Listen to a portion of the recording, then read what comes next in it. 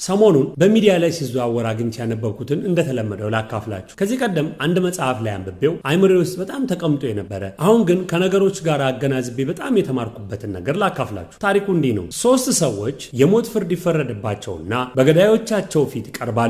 የሚሞቱም የአሟሟት ሁኔታ አንገታቸው ላይ ስለት እየተለቀቀ አንገታቸው እየተቆረጠ እንዲሞቱ ወደ መሰዊያ ውስጥ ይከተቱና አንገታቸው ተቆርጦ እንዲሞቱ ይደረጋሉ።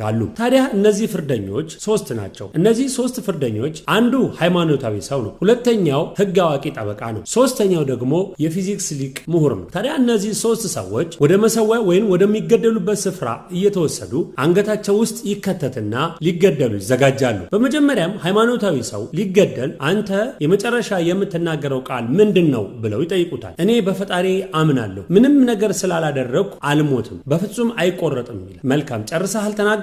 አዎ ናግባ ይሉና አንገት መሰዊያ ውስጥ አስገብተው ከላይ የሚመጣውን ብረት ገመዱን ሲለቁት ልክ አንገቱ ጋር ይደርስና ሳይቆረጥ ይተርፋል። ከዛ ይደነግጡና ይገረሙና እውነትም ይህ ሰው እግዚአብሔር ሰው ነው፣ ምንም በደል አልበደለም፣ በቃ ልቀቁት ይባልና በነፃነት ተለቆ ይሄዳል። ከዛ በኋላ ደግሞ ሁለተኛው የህግ ሰው ወይም ደግሞ የህግ ባለሙያው ጠበቃው ይቀርባል። እሱም የመጨረሻ የምትናገረው ነገር ንገረን ይሉታል። ከመገደሉ በፊት እኔ በመጨረሻ የምናገረው ሁልጊዜም እውነተኛና ሐቀኛ ነኝ፣ በህግ አምናለሁ፣ በእውነተኛ ህግ የማምን ሰው ነኝ ይላቸዋል። ጨረስክ? አዎ ናግባ ይሉና እሱንም ለመግደል ያስገቡትና መሰዊያው ስር ከላይ ያለውን ገመድ ለቀው ከላይ የሚመጣው መቁረጫ ብረት እየተሽከረከረ ይመጣና ልክ አንገቱ ጋር ሲደርስ የእሱም ይቆምና ይተርፋል። አሁንም እነዛ ቆራጮች ወይም ገዳዮቹ እንዴ ይህ ሰው እውነተኛ ሰው ነው፣ ትክክለኛ የህግ ሰው ነው፣ ስለዚህ እውነት ስለተናገረ አልሞተም ብለው ይደነግጡና እሱንም ይለቁታል። በስተመጨረሻም ይህ ሶስተኛው የፊዚክስ ሊቅ ወይንም ይህ የፊዚክስ ምሁር ተረኛ ይሆንና አንገቱ ሊቆረጥ ይዘጋጃል።